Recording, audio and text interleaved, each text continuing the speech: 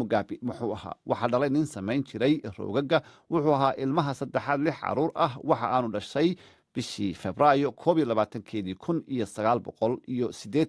1980 waa markii ay xorriyadda uu dalkaasi ka qaatay ay raahday hadda Mr Mugabe waxa uu helay kalsooni weyn markii uu dalkaasi uu hogaaminayay madax bannaanida uu helay laakiin sanadihii dambe ee xukunkiisa waa la sii nacbaysanayay Farxaan Maxamed Simcaale ayaa eegaya noloshii Mugabe oo ahaa nin 10 sano gacanta ku hayay siyaasadda Zimbabwe.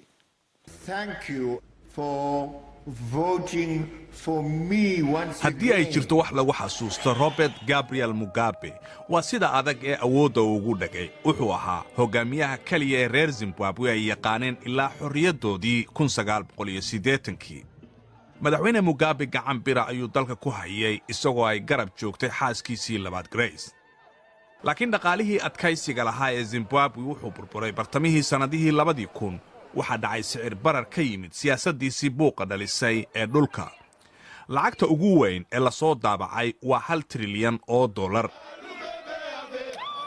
sanadihii dambe ee xukunkiisa waxaa dalka ka dhacay mudaharaadyadii ugu weynaa ee ka dhana dowladdiisa taasi oo halis u keentay xisbigiisa talada haya ee ZANU-PF bannaanbaxyada ayaa waxaa sabab u ahaa dhaqaalo xumida oo bangiyadii ka dhigtay lacag la'aan iyo dowladdii oo bixin weysay mushaarkii shaqaalaha bannaanbaxyada looga soo hor jeedo ayaa sii batay iyadoo in la xirto calanka dalka ay noqotay astaan isbeddel doona doorashadii 2008 waxaa la filayay inay noqoto tii ugu adkayd Mugabe malaayiin reer Zimbabwe ah oo codkooda dhiibtay ayaa filayay isbeddel laakiin doorashada waxaa hareeyay rabshado siyaasadeed iyo in la isku khilaafo natiijadii soo baxday hogaamiyaha mucaaradka MDC Morgan Tsvangirai ayaa wax yar ku guulaystay wareegii koowaad taasoo lama huraan ka dhigtay wareeg labaad laakiin Mr Mugabe ayaa lagu dhawaaqay inuu guulaystay dowlad midnimo qaran ayaa la sameeyay 2009kii oo Mr Tsvangirai uu ka noqday ra'iisul wasaare waxa uu la galay isbahaysi dani keentay ah Mr Mugabe kaasi oo ku eedeeyay inuu doonayo in Zimbabwe dib loo gumaysto kuna wareejiyo Britain waxaan rajaynayay in madaxweyne Mugabe uu oran doono dawladdan waa waji ku meel gaar ah taasi oo dhammaadkeeda uu awoodda ku wareejin doono doorasho xor ah nasiib daro dhinac kale ayay aaday labadii kun beeraha dadka caddaanka ahi oo ahaa kuwa ugu wanaagsan ee qaaradda ayaa amarka Mugabe si xooga lagula wareegay doodiisu waxay ahayd in dal 14 milyan ku nool yihiin ay 4,000 oo caddaana kaliya ay leeyihiin 80% beerihii dalka oo dhan oo madowga tirada badani ay doonayaan inay helaan qaybtoodii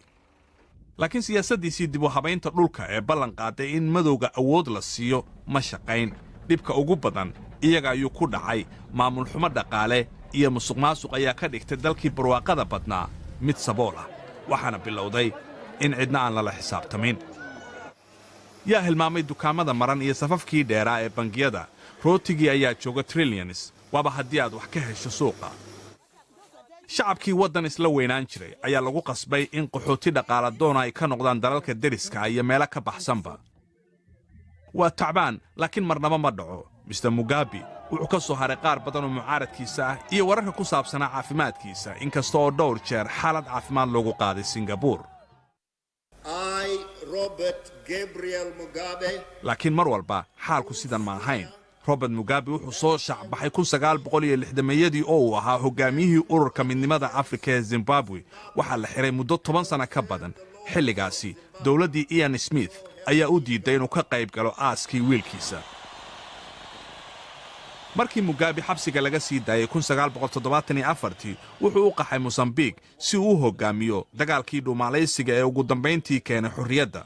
wuxuu u wada rajo Zimbabwe cusub oo ahayd markaa Rhodesiadii Britain gumaysanaysay bilowgii wuxuu ku baaqi jiray dulqaad dib u dhis iyo dib u heshiisiin xitaa wuxuu ku marti qaaday caddaanka Zimbabwe inay qayb ka noqdaan waddanka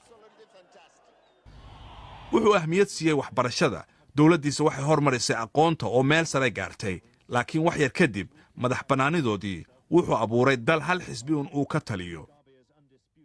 taageerayaashiisa wuxuu u ahaa haliyey aan waxqabadkiisa su'aal laga keeni karin laakiin dadka dhaliila wuxuu ahaa nin dadka handada oo isticmaala khiyaano kasta oo awoodda uu ku sii joogo shaki kuma jiro in cid walba oo xilka kala wareegta Robert Mugabe ay wajihi doonto hawl weyn oo ah dib u dhiska Zimbabwe.